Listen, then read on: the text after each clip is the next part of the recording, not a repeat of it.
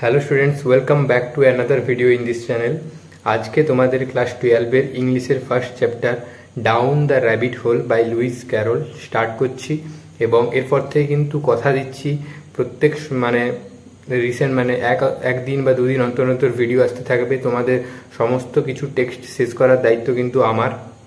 তোমরা শুধু আমার সাথে যুক্ত হও, সাবস্ক্রাইব করো চ্যানেলটিকে। নতুন হয়ে থাকলে ভিডিওটি ভালো লাগলে লাইক করবে, অবশ্যই দেখার পর যদি ভালো লাগে।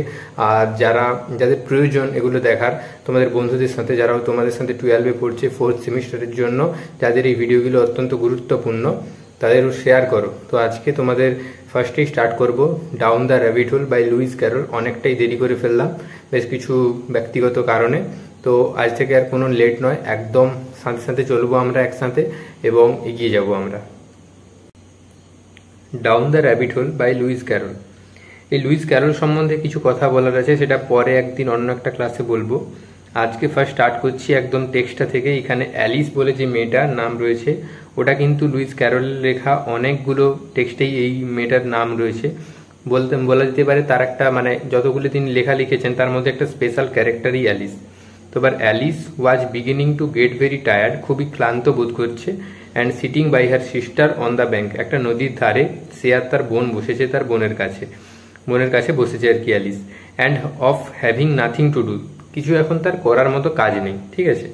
Once or twice she had peeped into the book her sister was reading, তার বোন যে বইটা পড়ছে ওই বইটায় এক দুবার সে উঁকি মারলো। পিপড কথাটার অর্থ হচ্ছে উঁকি মারা। But had no pictures or conversation in it, কিন্তু সে এর মধ্যে কোনো ছবি বা লেখা দেখতে পেল না। And what is the use of the book, এই বইটার কাজ কি, থট অ্যালিস, ভাবলো যে বইতে লেখা নেই কিংবা কোনো কথা লেখা নেই বা ছবি নেই, ওই বইয়ের কাজ কি, উইদাউট পিকচার্স ওর কনভারসেশন, এই বই নিয়ে কী হবে। So C was considering in her own mind, so এইরকম কথাটা সে তার মনে ভাবলো, ঠিক আছে, তার নিজের মনে ভাবছিল। As well as she could not for the hot day made her feel very sleepy and stupid. তো এমনিতে কি হয়েছে, যতটা সে পারে, কারণ সে এমনিতেই যে হট ডেটা কেমন, হট ডে খুব গরমের দিন, made her feel very sleepy and stupid, তাকে খুবই তার ঘুম ঘুম পাচ্ছে এবং তার বোকা বোকা লাগছে, ঠিক আছে, গরমের দিনে তার ঘুম ঘুম পাচ্ছে। Whether the pleasure of making a daisy chain would be worth, সে একটা ডেইজি ফুলের চেন বানাতে চাইছে, চেন বলতে মালা, ডেইজি ফুলের মালা বানাতে চাইছে। Getting trouble of getting up and picking the daisies when suddenly, আচ্ছা ওইটা বাদ থাক।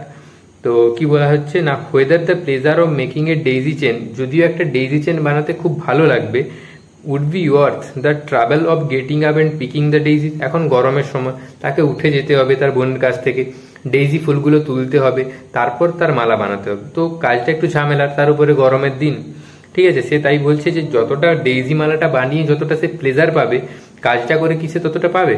When suddenly a white rabbit, হঠাৎই একটা সাদা রঙের র্যাবিট, কি বলে, খরগোশ।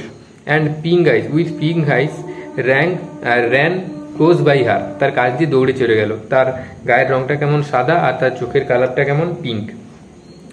Next page, there was nothing to say remarkable in that, তো এবার একটা সাদা রঙের একটা খরগোশ, তার মধ্যে এমন কি বলার আছে।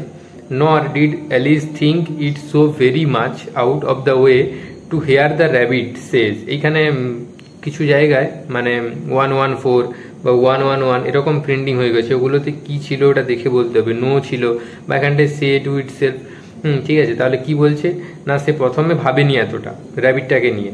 Alice think it was very much out of the way, তো এটা ভাবা খুবই অস্বাভাবিক এমন সে মনে করে। এবং খরগোশটাকে নিজেকে বললে শুনবে, কি বলছে সে এবার, ও ডেয়ার ও ডেয়ার, এবার সে খরগোশটা তাকে বলছে আর নিজেকে বলছে, খরগোশটা নিজেকে বলছে ও ডেয়ার, হে প্রিয় I shall be too late, তো আমার খুবই দেরি হয়ে যাবে, আমার খুবই দেরি করে ফেলবো। When she thought it over afterwards, তো এবার এটা যখন সে ভাবলো, it occurred to her that she ought to have wondered at this time it all seemed quite natural. তো এবার সে এক মুহূর্তের জন্য ভাবলো, কি হলো ব্যাপারটা, একটা সাধারণ র্যাবিট, সে কিনা কথা বলছে। প্রথমে সে ভাবলো একটু আশ্চর্য হলো, সে যখন ভাবলো তার মনে হলো ব্যাপারটা তার অবাক হওয়া উচিত ছিল, কিন্তু তার কাছে সবকিছু ব্যাপারটাই স্বাভাবিক মনে হলো। But when the rabbit actually took A watch out, যখনই সে তার একটা ওয়েস্টকোট পকেট থেকে যখনই সে একটা কি বের করলো, ঘড়ি, ওয়েস্টকোটের পকেট থেকে যখন একটা সে ঘড়ি বের করলো, অ্যান্ড লুকড অ্যাট ইট, এবং সেটার দিকে তাকালো, ঘড়িটার দিকে তাকালো, দেন হারিড অন, এবং তারপর সে তাড়াহুড়ো করতে লাগলো, অর্থাৎ তার দেরি হয়ে যাচ্ছে। এবার সাধারণ একটা র্যাবিট, একটা খরগোশ, সে কিনা ওয়েস্টকোটে তার ঘড়ি রেখেছে, সে আবার ড্রেস আপ করে রয়েছে, তার আবার ওয়েস্টকোটের পকেটে কি রয়েছে, ঘড়ি দেখলো এবং সে ব্যস্ত হয়ে উঠলো, এরকমটা হতে পারে না। এটা একটা সুপার ন্যাচারাল ব্যাপার। অ্যান্ড সেটার দিকে তাকালো, কি হলো, Alice started to her feet, সে তার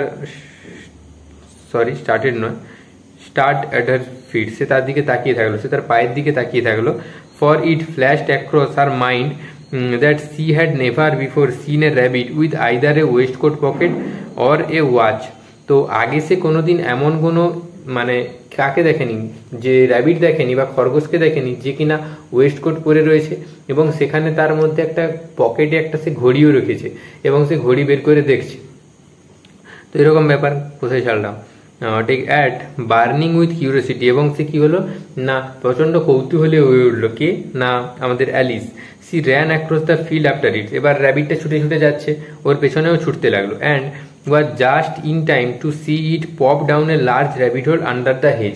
তো হঠাৎই সে কি দেখলো না, সৌভাগ্যক্রমে সে পৌঁছানোর মাত্রই দেখলো যে খরগোশটা একটা ঝোপের মধ্যে, একটা নিচু গর্তের মধ্যে ঢুকে গেল। তো এবার গর্তের মধ্যে ঢুকে গেল, তার নিজের গর্ত।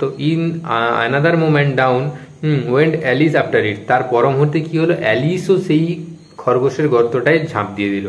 ওকে, পরবর্তী মুহূর্তে অ্যালিস তার পিছু পিছু গিয়ে তার গর্তের ভিতরে ঢুকে পড়লো, আফটার ইট, তার পেছনে গিয়ে। Never once considering how in the world she was to get out again, তারপর সে কখনো এটা ভাবলো না, একবারের জন্য ভাবলো না ঝাঁপ দেওয়ার আগে যে সে গিয়ে কোথায় বেরোবে, এমন কোন পৃথিবীতে গিয়ে বেরোবে, মানে ওয়ার্ল্ড বলতে কোন জগতে গিয়ে সে বেরোবে এই গর্তটার মধ্যে দিয়ে কি।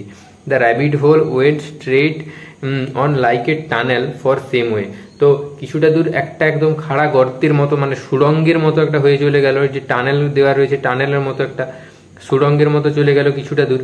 অ্যান্ড দেন তারপরে ডিপ সাডেনলি কি লিখেছে, ক্লাউন নাকি, ডিপ সাডেনলি হঠাৎই, মানে সে নিচের দিকে একদম খাড়াভাবে নামতে লাগলো। So suddenly that Alice had not a moment to think about stopping herself before she found herself falling down, মানে যতক্ষণ সে মানে পড়ছে, সে একবারও থামানোর কথা ভাবতে পারলো না, যে সে পড়ে তো যাচ্ছে, একটা কুয়োর মধ্যে সে চলে গেছে বা একটা সুড়ঙ্গের মধ্যে সে প্রথমে চলে গেছে, তারপর নিচের দিকে হু হু করে নামতে থাকছে। এবার সে তো ভাববে যে আমি নিজেকে থামাবো, পড়ে যাচ্ছি আমি, এসব কথা ভাবার কোনো তার সময় নেই। What seem to be very deep well, এটা খুবই একটা কি ছিল না, গভীর একটা কুয়োর মধ্যে সে পড়ে গেছে, গভীর একটা কুয়োর মতো জায়গায় সে পড়েছে। Either the well was very deep, হয় বলছে যে এবার হয়তো মানে কুয়োটা খুবই গভীর ছিল, আর না হলে কি, or she fell very slowly, এবং মনে হচ্ছে যেন আস্তে আস্তে সে যাচ্ছে। For she had plenty of time as she went down to look about her, তো কি হচ্ছে, সে চারিদিকে ভালোভাবে দেখতে পাচ্ছে, সে খুব ধীর গতিতে পড়ছে, হয়তো কুয়োটা অনেক গভীর তাই জন্য নিচে যেতে অনেকটা সময় লাগছে, অথবা সে খুব ধীর গতিতে পড়ছে তার কারণে তার প্রচুর সময় লাগছে চারপাশটা দেখার এবং ভাবার যে এরপর কি হবে। ঠিক আছে, to wonder what she going to happen next, মানে এরপর কি ঘটনা ঘটবে সেই জিনিসগুলো ভাবার জন্য একটা সময় পেয়ে যাচ্ছে। ঠিক আছে, হয়তো কুয়োটা অনেক গভীর তাই যেতে সময় লাগছে, আদারওয়াইজ সে খুবই স্লো নামছে। তো যদি আকাশ থেকে আস্তে আস্তে নামে তাহলে সে চারপাশটা ভালোভাবে দেখতে পাবে যে আশেপাশে কি ঘটছে না ঘটছে।